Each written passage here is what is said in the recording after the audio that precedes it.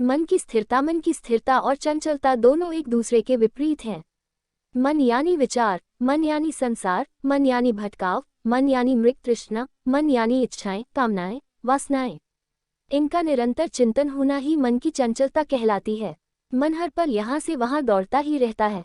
अभी कुछ सोच रहा था और पलक झपकते ही कोई और सोच मन पर हावी हो जाता है। ये प्रक्रिया कभी ठहरती नहीं, इसी प्रवाह को मन की चंचलता कहते हैं। ये चंचलता जीव को कभी चैन से बैठने नहीं देती और जीवन इसी मन की दौड़ भाग में बीत जाता है। अपना अनमोल जीवन इसी व्यर्थ की बातों में गंवा देते हैं। मन अर्थात विचारों का प्रवाह, जब ये प्रवाह रुक जाता है तो विचारों का अपने मन को शांत और स्थिर कैसे रखें। अपने मन की सुनो, मन चंचल है, मन विचलित है, इनमें मन आखिर है क्या। दिल और दिमाग के बारे में तो सब जानते ही हैं, ये मन कहाँ होता है। मन को शांत कैसे करे।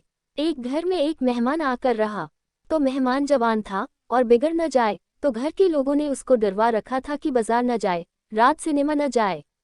बीच में एक मरघट पड़ता था तो कह रखा था कि उस मरघट से गुजरना बहुत खतरनाक है, भूत प्रेत। तो उसे भूत प्रेत का डर पैदा हो गया, तो वह रात तो नहीं जाता था बस्ती की तरु, लेकिन धीरे धीरे डर इतना बढ़ा कि दिन में भी वह अकेला न जाए।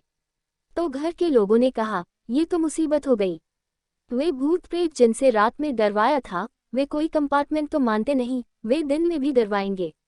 डर ही तो कारण था, डर पकड़ गया। अब वह दिन में भी कहे कि कोई साथ चलो तो वह बस्ती में जाएगा अंदर। तो फिर उन्होंने कहा कोई उपाय करना पड़े, तो एक फकीर के पास ले गए। तो उस फकीर ने कहा कि इसमें कोई दिक्कत की बात नहीं, ये ताबीज मैं बांधे देता हूँ। इस ताबीज की इतनी ताकत है कि कोई भूत प्रेत पास नहीं आ सकता। तू बिल्कुल ताबीज पहनकर मरघट से निकल जा। ताबीज पहनकर वह आदमी मरघट से निकले। वहां कोई भूत तो था नहीं, कोई आया भी नहीं, लेकिन वह समझा कि ताबीज।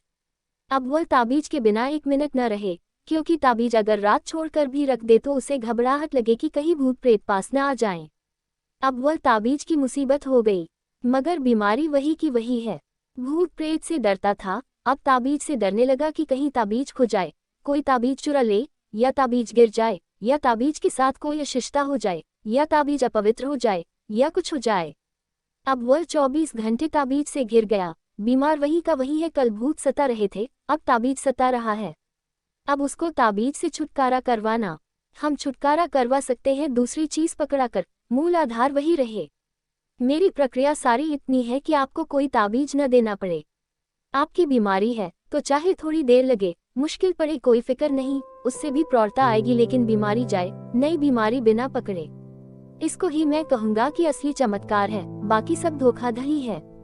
और मन इतनी कुशलता से खड़ा करता है कि हमें ख्याल नहीं है। खोज कहती है कि 100 में से केवल 3 सांप में जहर होता है, 97 सांपों में जहर होता ही नहीं। लेकिन आदमी 3% से ज्यादा मरते हैं, और कोई भी सांप काटे और मरने का डर पैदा हो जाता है। और जहर है नहीं उसमें, आप मरते कैसे हैं? सांप में जहर है ही नहीं, और आदमी को काटा और आदमी मर गया। आदमी सांप से कम मरता है, सांप ने काटा इससे मरता है। असली जहर सांप में नहीं है, आदमी के मन में है कि सांप ने काट खाया। फिर चाहे चूहे ने ही काटा हो, इससे कोई फर्क नहीं पड़ता, आदमी मर जाएगा। इसलिए सांप झाड़ा जा सकता है, क्योंकि कोई जहर तो होता नहीं। 97 मौके पर सांप का झाड़ने वाला सफल होगा, क्योंकि जहर तो होता ही नहीं। आदमी का कोई वास्तविक कारण नहीं है मरने का, सिर्फ एक ख्याल। तो मेरे एक मित्र जो सांप झाड़ने का काम करते हैं, उन्होंने सांप पाल रखे हैं। यह जरूरी है, जब उनके लड़के को सांप ने काट खाया तो वे भागे मेरे पास आए कि आप कुछ करो। मैंने कहा कि तुम तो न मालूम कितनों के झाड़ चुके। उन्होंने कहा वह काम इस पर नहीं करेगा, लड़का जानता है, वह जो तरकीब है वह लड़का जानता है। ये ज्ञान के साथ यह खराबी है।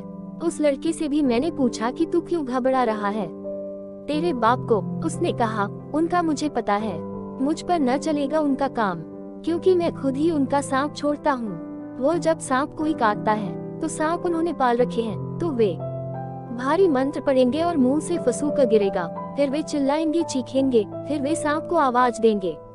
फिर जिस सांप ने काटा है वह सांप आएगा, बाहर दरवाजे से चलता हुआ अंदर आएगा।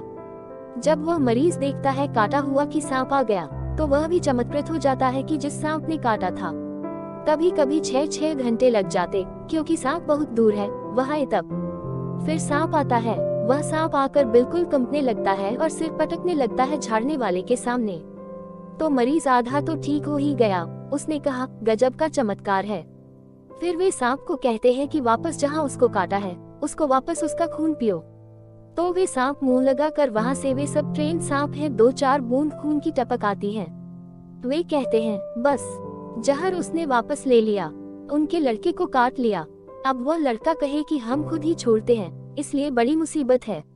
और बाप भी कहे कि मेरा काम नहीं चलेगा इसमें, आप कुछ करो। तो इस सारे चमत्कार की दुनिया में आपकी वे बीमारियां दूर हो रही हैं जो कभी थी ही नहीं। इसका यह मतलब नहीं है कि आप तकलीफ नहीं पा रहे थे। आप तकलीफ पा रहे थे, आप मर भी जाते, ये भी हो सकता है। और लाभ आपको पहुंचाया जा रहा है, इसलिए लाभ पहुंचाने वाले को दोष देने का भी कोई कारण नहीं है।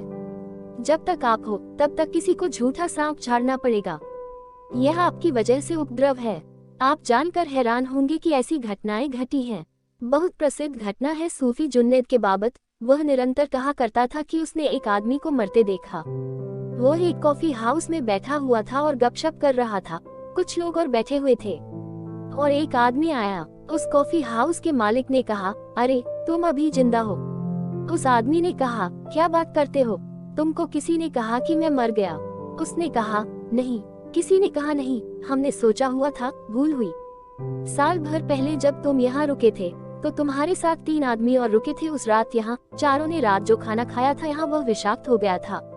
तुम तो आधी रात उठकर चले गए, तुम्हें कहीं जाना था यात्रा पर, बाकी 3 मर गए। तो हम यही सोचते थे कि तुम मर गए होगे।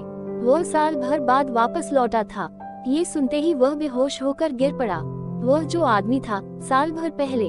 जुन्नैद ने लिखा है, जब मैंने उसको बेहोश होकर गिरते देखा तो मुझे दुनिया के सब चमत्कार समझ में आ गए। अब ये जो आदमी है ये गिर पड़ा, 3 मर गए। विषाक्त भोजन, साल भर का फासला ही मिट गया। उसको ख्याल ही न रहा कि यह साल भर पहले की बात है। उसको होश में लाने के लिए पड़ोस से झाड़ने फूंकने वाले बुलाने पड़े। बामुश्किल वह होश में आया। आदमी का मन है और उसके नियम है, ये सब मन का खेल है।